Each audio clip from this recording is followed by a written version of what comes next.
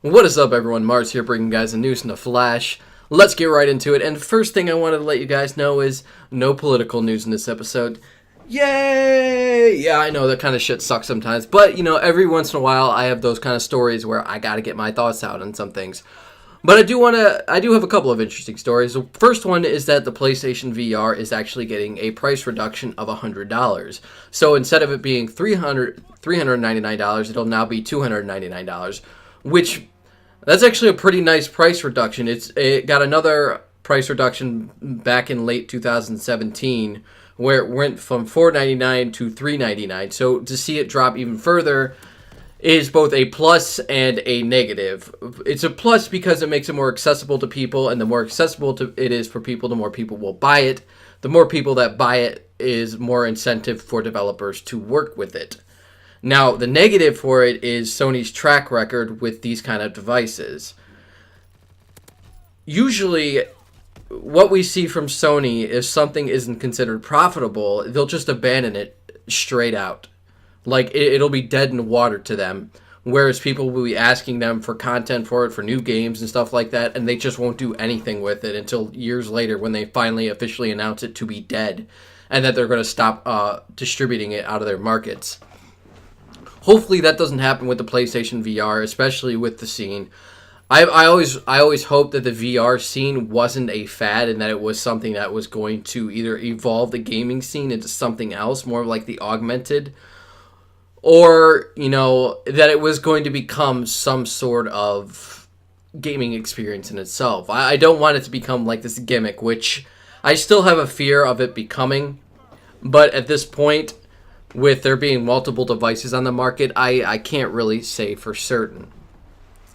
Now, we move on to Blizzard, who has announced the return of the Uprising event that was announced earlier this year. I don't know if you guys remember back, I think in February, they announced that it would be returning, but the official announcement of its return has come out. And the event kicks off on April 10th and brings back all the skins that were released last year. Now, I do have some concerns, and it's a concern that I hope is disproved.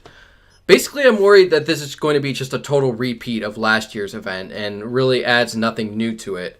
Like, I get it was successful last year, but you kind of need fresh content in order to keep longtime players coming back. And if this is just a repeat of last year, then it's going to get pretty stale at some point.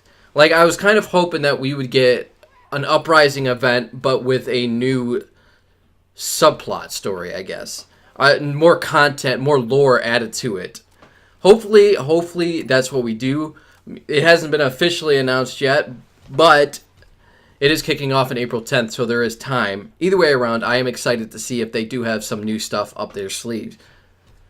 Call of Duty World War II has announced their next DLC pack, War Machines, which is set to be released on April 10th on PlayStation 4 first.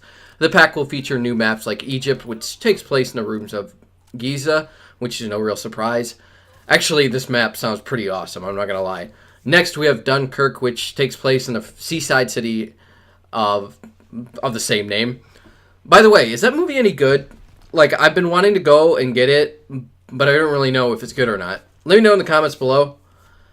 At some point, I am going to get it and check it out. But next up, we have V2, which is a rocket development and test site that is located in Germany.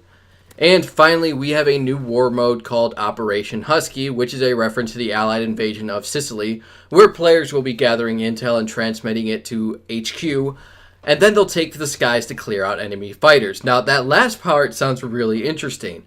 Like, are we actually talking about airborne combat in Call of Duty multiplayer? Because I'm all for that. I've been for that for quite a long time. I was for that in Infinite Warfare. As much as people hated that game, I really wanted to see that in multiplayer, but it never came out. So if it does come, I'm definitely getting this DLC pack. That's for damn sure. And then you have, of course, the Nazi zombies, which, you know, I don't really care about. But it is called the Shadow Throne, and it will be taking place in the heart of Nazi Germany, Berlin. Linkin Park's Mike Shinoda has announced that he will be releasing a new solo album called Post Traumatic. The album is set to be released on June 15th and will feature 16 tracks, with 2 of them already premiering. And as Shinoda says, it's a journey out of grief and darkness and not into grief and darkness. So it definitely sounds like it's going to be taking inspiration from the trauma that Shinoda has gone through with the passing of Chester Bennington.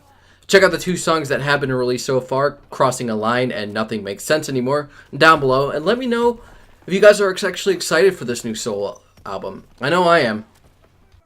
And finally, we have Papa Roach, who has released a new video called None of the Above. Check it out below. And CHVRCHES has released their new song, Never Say Die, which you can also find down below in the description.